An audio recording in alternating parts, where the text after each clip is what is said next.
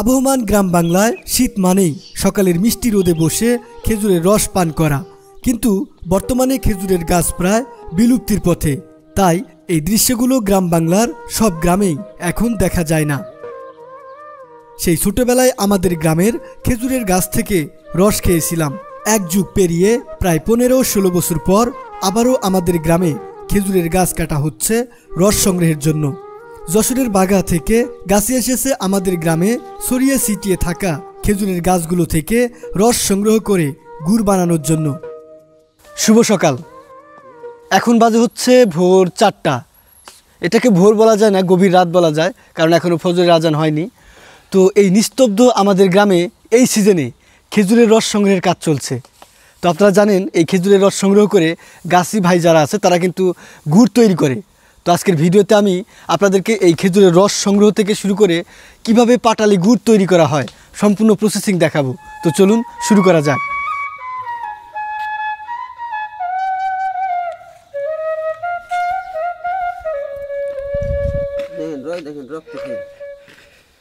রস হচ্ছে একদম রক্তফেল না, একদম খাঁটি লাল বর্ণের। এভাবে একদম গভীর রাত থেকে গাছ থেকে রস সংগ্রহ করছে। আমাদের এই অঞ্চলে এসেছে এক গাছি ভাই রাজশাহী থেকে, একাই একদম ভোর রাত না, একদম রাত 2টা থেকে শুরু হয়, 3টা থেকে শুরু হয় তার এভাবে রস আহরণ। তারপরে এই রসগুলো সংগ্রহ করেই ঘুম নাই গাইছির, এই সারাদিন খাইতে আবার রসপদ দিয়েছি, আবার উঠতে হয়। ঘুমানটা কখন ঘুমান তাইলে? আমারও চোখে ঘুম ধরেন 2 ঘন্টা 1.5 ঘন্টা এরকম। এভাবে কতদিন একটানা পরিশ্রম চলবে? একটানা 3.5 মাস। 3.5 মাস?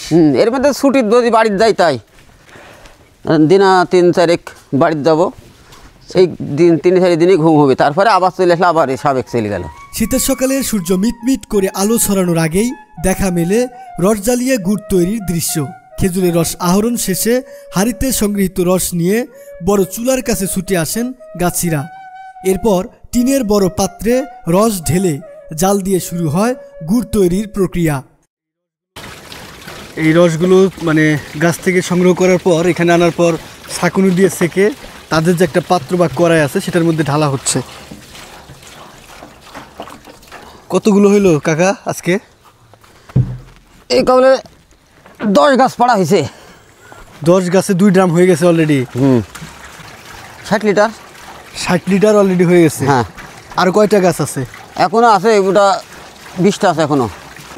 তো এখানে 10টি গাছের রস আছে, যেটা ঢেলে মানে চুলায় আগুন দেওয়া হবে, কাজ শুরু হবে। আর ওই পাশে আরও কিছু গাছ আছে যেগুলোতে রস পাড়ার জন্য এখন যাবে।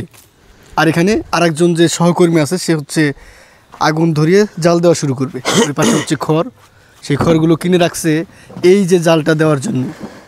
এভাবেই গভীর রাত থেকে সাইকেলে ছুটে বেড়ায়, মানে ঘুম হয়ই না। আমাদের গ্রামে যেহেতু এবার এই রস সংগ্রহের কাজ চলছে, তো আমি যেটা লক্ষ্য করলাম এই চাচা হচ্ছে ঘুমায় না, রাত 11টা-12টা পর্যন্ত গাছকে পাহারা দেয়।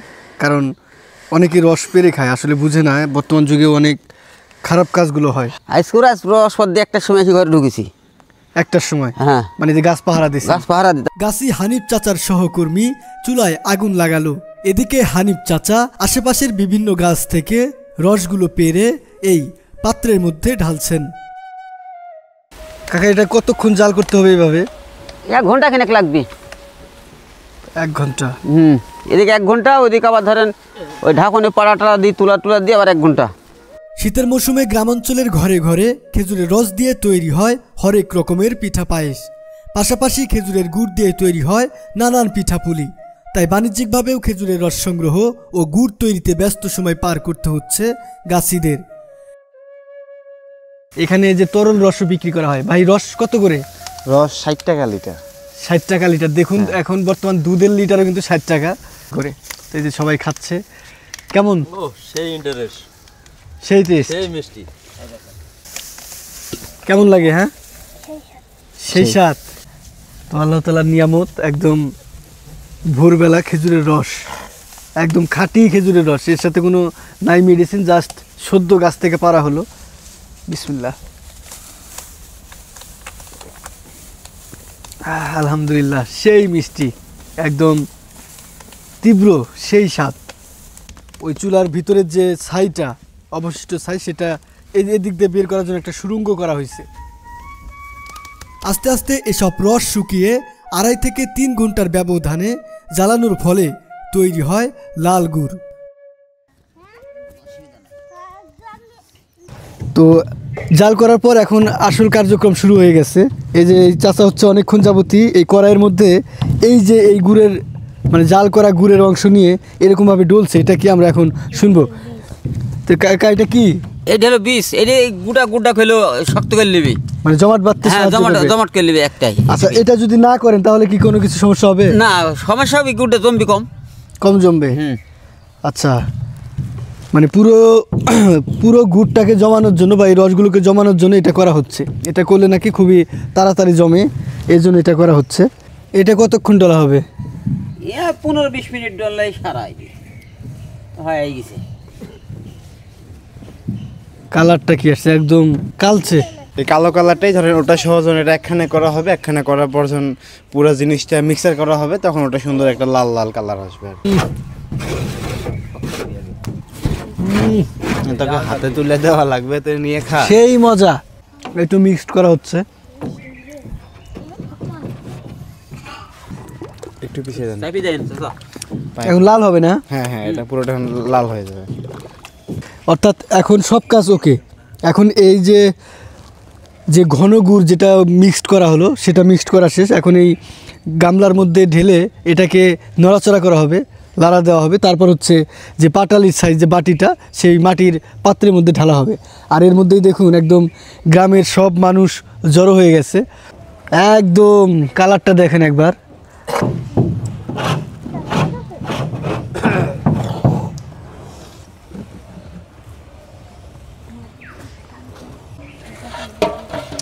আর এই যে পরিমাণ রসটা দেখছেন, এখান থেকে প্রায় 20 থেকে 22 কেজি গুড় হবে। দীর্ঘক্ষণ রস জাল দেওয়ার পর এবার শেষ পর্যায়ে চলে এসেছে। তাই তো এই বিশাল পাত্র থেকে রসগুলোকে গামলার মধ্যে ঢালা হলো। এখন এগুলো থেকে গ্যাসগুলো বের করা হচ্ছে, নড়াচড়া করা হচ্ছে। আর এভাবে করতে থাকলে গুড়ের কালারটি নাকি কালচে থেকে একদম লালচে বর্ণের হয়ে যাবে। এভাবে কতক্ষণ লাগতে হয় চাচা?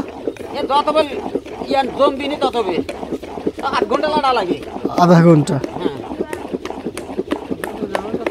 এটা কি বক্স আকারের হবে নাকি? এটা যে আপনি যে পাটালিটার কথা বলতেছিলেন, সেই পাটালিটা এটার মধ্যে তৈরি হবে। এটা সে ফরমা। আর এই যে খেজুরের পাতার যে ঘর, এই ঘরের মধ্যেই তাদের বসবাস। এই ঘরের মধ্যে হচ্ছে তাদের জীবনী, 3 মাসের জীবন। এখানে যে ছাঁচ, গুড়ের যে ছাঁচ, সেই ছাঁচ বসানো হলো। ফরমা এই আকৃতির গুড় হবে এখানে। আবার ওই যে গোল গোল বাটি আছে, এই বাটির আকৃতির হবে। এই বক্সগুলো কত কেজি করে হয়? এটা আপনার 2 কেজি থেকে আপনার 2 কেজি, 200, 300, 2.5 কেজি এরকম হয়। মানে আবার 2 কেজি বলা যায়। আর ছোট বাটিগুলো আপনার বড় 600 হাফ কেজি, 600, এরকম 500-600 গ্রাম করে। 20 মিনিটের মধ্যে একদম শক্ত ইয়েতে পরিণত হবে।